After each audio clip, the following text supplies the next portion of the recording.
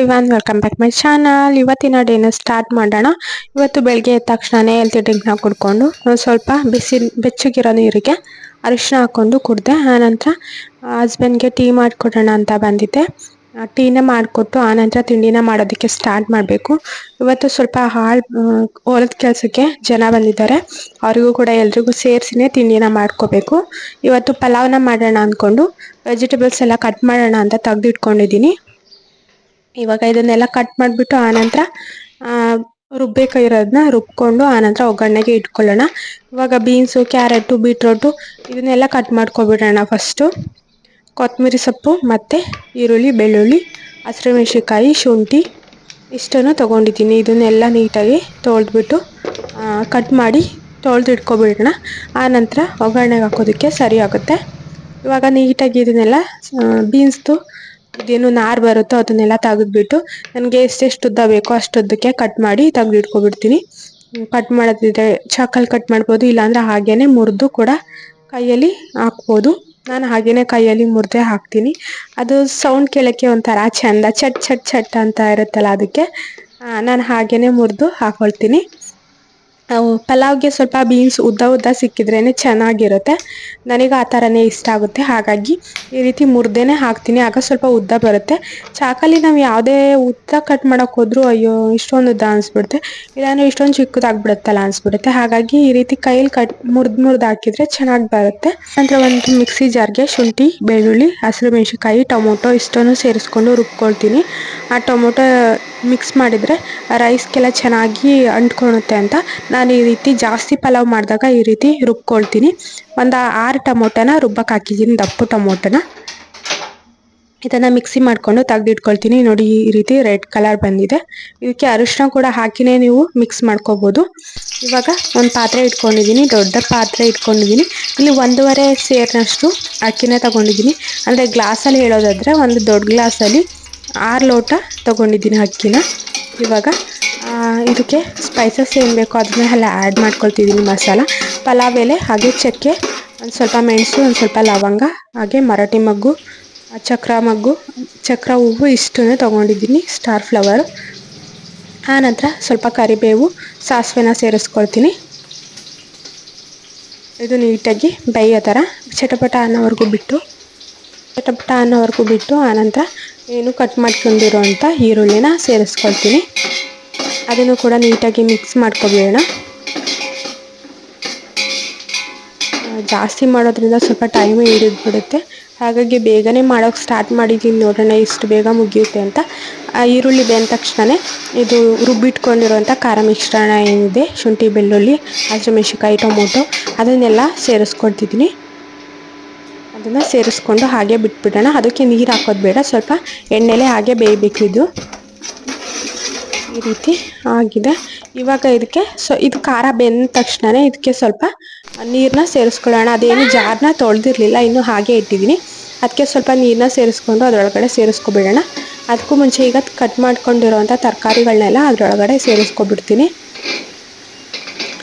ಎಲ್ಲ ತರಕಾರಿಗಳನ್ನೂ ಕೂಡ ಸೇರಿಸ್ಕೊಂಡು ಅದನ್ನು ಒಂದು 5 ನಿಮಿಷ ಬೇಯಿಸ್ಕೊಬಿಡೋಣ. ಆಗ ನೀಟಾಗಿ ಬೆಂದುಬಿಡುತ್ತೆ. ಪಾತ್ರೆಲಾಗಿರೋದ್ರಿಂದ ಸ್ವಲ್ಪ ಟೈಮ್ ಹಿಡಿಯುತ್ತೆ. ಕುಕ್ಕರ್ ಆದರೆ ಬೇಗ ವಿಷಲ್ ಹಾಕ್ಬಿಡುತ್ತೆ. ಈಗ ಇದಕ್ಕೆ ಉಪ್ಪನ್ನ ಸೇರಿಸ್ಕೊಳ್ತಿದ್ದೀನಿ ರುಚಿಗೆ ತಕ್ಕಷ್ಟು. ನಾನು 1.5 ಸೇರಿಗೆ ಎಷ್ಟು ಬೇಕೋ ಅಷ್ಟನ್ನು, ಜಾಸ್ತಿ ಆಯಿತು ಅಷ್ಟನ್ನು ಉಪ್ಪನ್ನ ಸೇರಿಸ್ಕೊಳ್ತೀನಿ.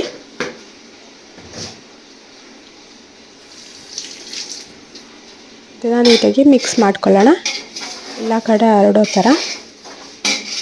ಇಲ್ಲಿ ಫಸ್ಟೇ ಅಕ್ಕಿನ ನೆನೆ ಹಾಕಿಟ್ಟಿದ್ದೀನಿ. ಇದು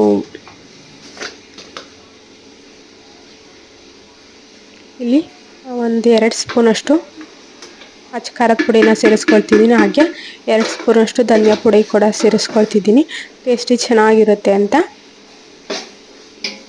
ಹಸಿಮೆಣಸಿನ್ಕಾಯಿ ಕೂಡ ಹಾಕಿರೋದ್ರಿಂದ 2 ಸ್ಪೂನ್ ಹಾಕ್ತಿದ್ದೀನಿ. ಜಾಸ್ತಿ ಖಾರ ಆದರೆ ತಿನ್ನೋದಕ್ಕಾಗೋದಿಲ್ಲ, ಬಿಸಿಲು ಬೇರೆ ಜಾಸ್ತಿ ಇರುತ್ತೆ. ಈಗ ಸ್ವಲ್ಪ ಜಾರಲ್ಲಿ ನೀರನ್ನ ಸೇರಿಸ್ಕೊಳ್ತಿದ್ದೀನಿ. ಅದೇನು ಖಾರ ರುಬ್ಬಿದ್ದು ಹಾಕಿರೋದನ್ನ ಹಾಗೆ ಇಟ್ಟಿದ್ದೆ, ಅದಕ್ಕೆ ಸ್ವಲ್ಪ ನೀರನ್ನ ಸೇರಿಸ್ಕೊಂಡು ಹಾಕ್ಕೊಳ್ತಿದ್ದೀನಿ. ಇದಕ್ಕೆ ಸ್ವಲ್ಪ ಗರಂ ಮಸಾಲಾನ ಸೇರಿಸ್ಕೊಳ್ಳೋಣ. ಇದನ್ನು ನೀಟಾಗಿ ಬೇಯೋ ಥರ ಮಿಕ್ಸ್ ಮಾಡಿಕೊಂಡು ಆನಂತರ ಇಲ್ಲಿ ಚಕ್ಕೆ ಪೌಡರ್ನ ಸೇರಿಸ್ಕೊಳ್ತಿದ್ದೀನಿ, 2 ಸ್ಪೂನಷ್ಟು. ಈಗ ಕಟ್ ಮಾಡಿಟ್ಟಿರೋ ಅಂಥ ಕೊತ್ತಂಬರಿ ಸೊಪ್ಪನ್ನ ಸೇರಿಸ್ಕೊಬಿಡೋಣ. ಅದು ನೀಟಾಗಿ ಬೆಂದಾದ ನಂತರ ಇಲ್ಲಿ ಕಸ್ತೂರಿ ಮೆಥಿ ಕೂಡ ಸೇರಿಸ್ಕೊಳ್ತಿದ್ದೀನಿ.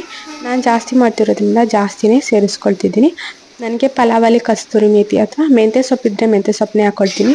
ಇದು ತುಂಬ ಒಣಗಕ್ಕಿಟ್ಟಿದ್ದೆ ಜಾಸ್ತಿ ಇತ್ತು ಅಂತ ಅದನ್ನೇ ಇವಾಗ ಸೇರಿಸ್ಕೊಳ್ತಿದ್ದೀನಿ.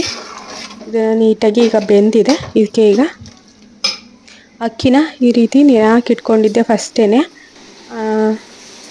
ಸ್ವಲ್ಪ ನೀರನ್ನ ಹಾಕಿ 1-2-3 ಸಲ ತೊಳೆದ್ಬಿಟ್ಟು ಆನಂತರ ನೆನೆಸಿ ಇಟ್ಕೊಳ್ತೀನಿ. ಆನಂತರ ನೀರೆಲ್ಲ ಕುದಿ ಬಂದಮೇಲೆ ಸೇರಿಸ್ಕೊಂಡ್ರೆ ಬೇಗನೆ ಬೇಯುತ್ತೆ ಕೂಡ.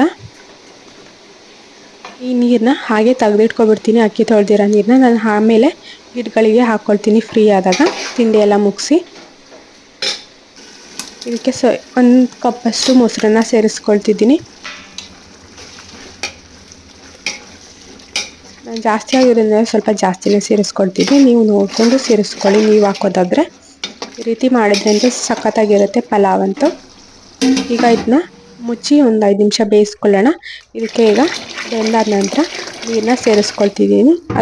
ಅಷ್ಟು ಅಕ್ಕಿಗೆ ಎಷ್ಟು ನೀರು ಬೇಕಾಗುತ್ತೋ ಅಷ್ಟನ್ನು ನೋಡಿಕೊಂಡು ಸೇರಿಸ್ಕೊಳ್ತೀನಿ. ಹಾಗೆ ನೀರು ಕುದಿಯೋವರೆವರೆಗೂ ಮುಚ್ಚಿ ಬಿಡೋಣ. ಕುದಿ ಬಂದಾದ ನಂತರ ಇದೇನು ನೆನೆ ಹಾಕಿರೋ ಅಂಥ ಅಕ್ಕಿನ ಇದರೊಳಗಡೆ ಸೇರಿಸ್ಕೊಳ್ಳೋಣ. ಎಲ್ಲ ಅಕ್ಕಿ ಕೂಡ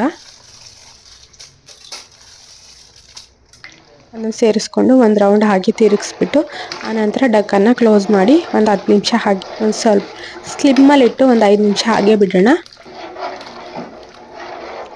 ನೀವು ಜಾಸ್ತಿ ಉರಿ ಮಾಡಿಬಿಟ್ರೆ ಕೆಳಗಡೆಯಿಂದ ಒತ್ಕೊಬಿಡುತ್ತೆ. ಹಾಗಾಗಿ ಕಮ್ಮಿ ಉರಿ ಮಾಡಿಬಿಟ್ರೆ ಅದು ಒತ್ತೋದು ಇಲ್ಲ, ನೀಟಾಗಿ ಬೇಯುತ್ತೆ ಕೂಡ.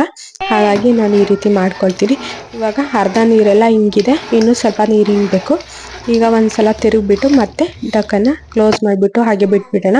ಅಕ್ಕಿ ತೊಳೆದಿರೋ ನೀರು ಹಾಗೆ ತರಕಾರಿ ಕಟ್ ಮಾಡಿ ಹಾಕಿ ತೊಳೆದಿರೋ ನೀರು ಇದನ್ನು ಎರಡನ್ನೂ ಮಿಕ್ಸ್ ಮಾಡಿಕೊಂಡು ಎಲ್ಲ ಗಿಡಗಳಿಗೂ ಹಾಕ್ಕೊಂಡು ಬರೋಣ. ಇವಾಗ ಅದು ಬೇಯ್ತಾ ಇರುತ್ತೆ ಅಷ್ಟರಲ್ಲಿ ಈ ನೀರುಗಳನ್ನ ಹಾಕೊಬರೋಣ. ಅದೇನು ಒಳಗಡೆ ಇಟ್ಟಿರೋಂಥ ಚಿಕ್ಕ ಚಿಕ್ಕ ಪ್ಲ್ಯಾಂಟು ಅಥವಾ ಹೊರಗಡೆ ಇರೋವಂಥ ದೊಡ್ಡ ಪ್ಲ್ಯಾಂಟು ಹಾಗೆ ಮನಿ ಪ್ಲ್ಯಾಂಟು, ಎಲೆಬಳ್ಳಿ ಇದಕ್ಕೆಲ್ಲದಕ್ಕೂ ಕೂಡ ಇದು ಒಳ್ಳೆ ಲಿಕ್ವಿಡ್ ಅಂತಲೇ ಹೇಳ್ಬೋದು. ಈ ಥರ ಅಕ್ಕಿ ತೊಳೆದಿರೋ ನೀರು, ಬೇಳೆ ತೊಳೆದಿರೋ ನೀರು ಹಾಗೆ ತರಕಾರಿ ತೊಳೆದಿರೋ ನೀರು, ಬೀಟ್ರೋಟ್ ನೀರಂತೂ ಗಿಡಗಳಿಗೆ ತುಂಬ ಚೆನ್ನಾಗಿ ಗ್ರೋತ್ ಕೊಡುತ್ತೆ. ಹಾಗಾಗಿ ನಾನು ನೀರನ್ನ ವೇಸ್ಟ್ ಮಾಡೋದಿಲ್ಲ, ಗಿಡಗಳಿಗೆಲ್ಲ ಹಾಕ್ಕೊಳ್ತೀನಿ. ಇವಾಗ ಒಂದು ಕ್ಯಾನ್ಗೆ ಹಾಕಿ ತಿಂಡಿನ ಹೊಲ್ದ ಹತ್ರ ಕೊಟ್ಟು ಕಳಿಸ್ತೀನಿ ಎಲ್ರಿಗೂ. ಅಮ್ಮನೂ ಕೂಡ ಅಲ್ಲೇ ಇದ್ದಾರೆ, ಅವ್ರು ಹಾಕ್ಕೊಡ್ತಾರೆ. ತಿಂಡಿ ಪ್ಲೇಟು ಹಾಗೆ ತಿಂಡಿ ಮತ್ತು ಮಜ್ಜಿಗೆ ಇಷ್ಟನ್ನು ಕೂಡ ಇವಾಗ ಪ್ಯಾಕ್ ಮಾಡಿ ಕೊಡಬೇಕು. ಹಸ್ಬೆಂಡ್ ತಗೊಂಡೋಗ್ತಾರೆ, ಅವರು ಕೂಡ ತಿಂಡಿಗೆ ಬಂದಿದ್ದಾರೆ.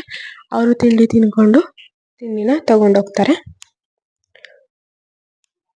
ತಿಂಡಿ ತಿಂದು ಹೋಗಿಂದೆ ಇಲ್ಲ ಲೇಟ್ ಆಗಿಬಿಡುತ್ತೆ ಕೊಟ್ಟು ಬರ್ತೀನಿ ಆಮೇಲೆ ತಿಂತೀನಿ ಅಂತ ಫಸ್ಟೇ ತಗೊಂಡು ಹೋಗ್ತಿದ್ದಾರೆ. ಕೊಟ್ಟು ಅಂದ್ಬಿಟ್ಟು ಆನಂತರ ಅವರು ತಿಂಡಿ ಮುಗಿಸ್ಕೊಳ್ತಾರೆ. ಮನೇಲಿ ನಾವೇ ಕೆಲಸ ಮಾಡ್ಕೊಳೋದಾದರೆ ತುಂಬ ಫ್ರೀಯಾಗಿ ವಿಡಿಯೋ ಮಾಡ್ಬೋದು, ಕುಚ್ಚು ಕಟ್ಬೋದು, ಎಲ್ಲ ಟೈಮ್ ಸಿಗುತ್ತೆ ನನಗೆ. ಈ ರೀತಿ ಹೊಲ್ದ ಹತ್ರ ಕೆಲಸ ಮಾಡೋದಕ್ಕೆ ಆಳೆಲ್ಲ ಬಂದಾಗ ನನಗೆ ತುಂಬಾ ಜಾಸ್ತಿ ಕೆಲಸ ಆಗಿಬಿಡುತ್ತೆ. ಅವರಿಗೂ ಕೂಡ ತಿಂಡಿ ಅಡುಗೆ ಎಲ್ಲ ಮಾಡಬೇಕು, ನಾನು ಕೂಡ ನನ್ನ ಕೆಲಸಗಳನ್ನೂ ಕೂಡ ಮಾಡ್ಕೋಬೇಕು. ಹಾಗಾಗಿ ಸ್ವಲ್ಪ ಗಡಿ ಬಿಡಿಲೇ ಬೇಗನೆ ಮುಗಿಸ್ಕೊಳಕ್ಕೆ ಟ್ರೈ ಮಾಡ್ತೀನಿ. ಆನಂತರ ಇವಾಗ ಅಡುಗೆ ಮಾಡೋಕ್ಕೆ ಸ್ಟಾರ್ಟ್ ಮಾಡಿದೆ. ತಿಂಡಿನ ಮುಗಿಸ್ಕೊಂಡು ಒಂದು ಕಡೆ ಹಾಲನ್ನ ಕಾಯಕ್ಕೆ ಇಟ್ಕೊಂಡು ಇನ್ನೊಂದು ಕಡೆ ವೈಟ್ ರೈಸ್ಗೆ ಇಟ್ಕೊಂಡಿದ್ದೀನಿ. ಈಗ ಸಾಂಬಾರು ಮುದ್ದೆ ಎಲ್ಲ ಮಾಡ್ಕೋಬೇಕು. ಇವಾಗ ಫಸ್ಟು ತಿಂಡಿ ತಿಂದಿರೋಂಥ ಪಾತ್ರೆಗಳನ್ನೆಲ್ಲ ತೊಳ್ಕೊಬಿಟ್ಟು ಆನಂತರ ರೈಸು ಆಗ್ತಾ ಇರುತ್ತೆ ಅಷ್ಟರಲ್ಲಿ ಹಾಲು ಕೂಡ ಕಾಯಕ್ಕೆ ಬಂದಿರುತ್ತೆ. ಆನಂತರ ಒಂದು ಕಡೆ ಸಾಂಬಾರು ಒಂದು ಕಡೆ ಮುದ್ದೆನ ತಿರುಕೋಬೋದು ಅಂತ ಇವಾಗ ಪಾತ್ರೆ ಎಲ್ಲ ತೊಳೆದಾದ್ಮೇಲೆ ಪಾತ್ರೆಗಳನ್ನ ಜೋಡಿಸ್ಕೊಂಡು ಆನಂತರ ಉಳಿದಿರೋ ಕೆಲಸಗಳನ್ನೆಲ್ಲ ಮಾಡ್ಕೊಬಿಡೋಣ. ದಿನ ಇಷ್ಟೊಂದು ಕೆಲಸ ಇರೋದಿಲ್ಲ ನನಗೆ. ಇನ್ನು ಪಾತ್ರೆ ತೊಳೆಯೋದು, ಕಸ ಹೊಡೆಯೋದು ಇಷ್ಟೇ ಇರುತ್ತೆ. ಇನ್ನೇನು ತಿಂಡಿ ಮಾಡೋದು ಮನೆಯವರಿಗೆ ಅಷ್ಟೇ. ಈ ರೀತಿ ಕೆಲಸಕ್ಕೆ ಯಾರಾದರೂ ಬಂದಾಗ ಸ್ವಲ್ಪ ಜಾಸ್ತಿನೇ ಮಾಡಬೇಕಾಗುತ್ತಲ್ಲ, ಹಾಗಾಗಿ ಜಾಸ್ತಿನೇ ಕೆಲಸ ಕೂಡ ಇರುತ್ತೆ. ಇವಾಗ ರೈಸ್ ಕೂಡ ಆಗಿದೆ, ಇನ್ನೊಂದು ಕಡೆಗೆ ಮುದ್ದೆಗೆ ಇಟ್ಕೊಂಡಿದ್ದೀನಿ. ಆನಂತರ ಸಾಂಬಾರನ್ನ ಮಾಡ್ಕೊಳ್ಳೋಣ. ಇದು ನೀಟಾಗಿ ಬೇಯಲಿ. ಈಗ ಮುದ್ದೆ ತಿರುವುದನ್ನೇನು ತೋರಿಸಿಲ್ಲ, ತುಂಬ ವೀಡಿಯೋಸ್ಗಳೆಲ್ಲ ತೋರಿಸ್ಬಿಟ್ಟಿದ್ದೀನಿ. ಹಾಗಾಗಿ ಇಲ್ಲಿ ಚಿಲ್ಕವರೆ ಕಾಳು ಮತ್ತು ತರಕಾರಿನ ಹಾಕಿ ಸಾಂಬಾರು ಮಾಡೋಣ ಅಂತ. ಬರೀ ಚಿಲ್ಕವರೆ ಕಾಳೆ ಆದರೆ ಜಾಸ್ತಿ ಜನಕ್ಕೆ ಮಾಡೋದ್ರಿಂದ ಚೆನ್ನಾಗಿರೋದಿಲ್ಲ, ಅಂದರೆ ಜಾಸ್ತಿ ಕಾಳು ಬೇಕಾಗುತ್ತೆ. ಹಾಗಾಗಿ ಸ್ವಲ್ಪ ತರಕಾರಿ ಕೂಡ ಸೇರಿಸ್ಕೊಬಿಡೋಣ, ಆಗ ಸರಿಯಾಗಿಬಿಡುತ್ತೆ ಅಂತ ಸ್ವಲ್ಪ ತರಕಾರಿನೂ ಕೂಡ ಸೇರಿಸ್ಕೊಂಡಿದ್ದೀನಿ. ಈ ರೀತಿ ಬ್ಯಾಲೆನ್ಸ್ ಮಾಡ್ಕೊಂಡು ಹೋಗ್ತೀನಿ ನಾನು. ಜನ ಜಾಸ್ತಿ ಇದ್ದಾಗ ಬರೀ ಕಾಳಲ್ಲೇ ಮಾಡಿ ಅವರಿಗೆ ಊಟಕ್ಕೆ ಇಕ್ಕೋಕ್ಕಾಗೋದಿಲ್ಲ, ಅಂದರೆ ಮುದ್ದೆಗೆ ಜಾಸ್ತಿ ಕಾಳು ವೆಜಿಟೇಬಲ್ಸ್ ಎಲ್ಲ ಇದ್ರೇ ನೆಂಚ್ಕೊಳ್ಳೋದಕ್ಕೆ ಚೆನ್ನಾಗಿರುತ್ತೆ. ಹಾಗಾಗಿ ಇಲ್ಲಿ ಸಾಂಬಾರಿಗೆ ಒಗ್ಗರಣೆ ಹಾಕ್ತಿದ್ದೀನಿ. ಸಾಂಬಾರು ಒಗ್ಗರಣೆ ಹಾಕೋದೇನು ತೋರಿಸ್ಲಿಲ್ಲ ನಾನು. ಸಾಸಿವೆ ಹಾಕಿದ್ದೀನಿ, ಸ್ವಲ್ಪ ಆಯಿಲ್ ಹಾಕಿ ಸಾಸಿವೆ ಹಾಕಿ ಆನಂತರ ಅದೇನು ಚಿಲುಕ್ಸಿರೋಂಥ ಕಾಳನ್ನ ಹಾಕಿ ಒಗ್ಗರಣೆಯಲ್ಲಿ ಹುರ್ಕೊಂಡಿದ್ದೀನಿ.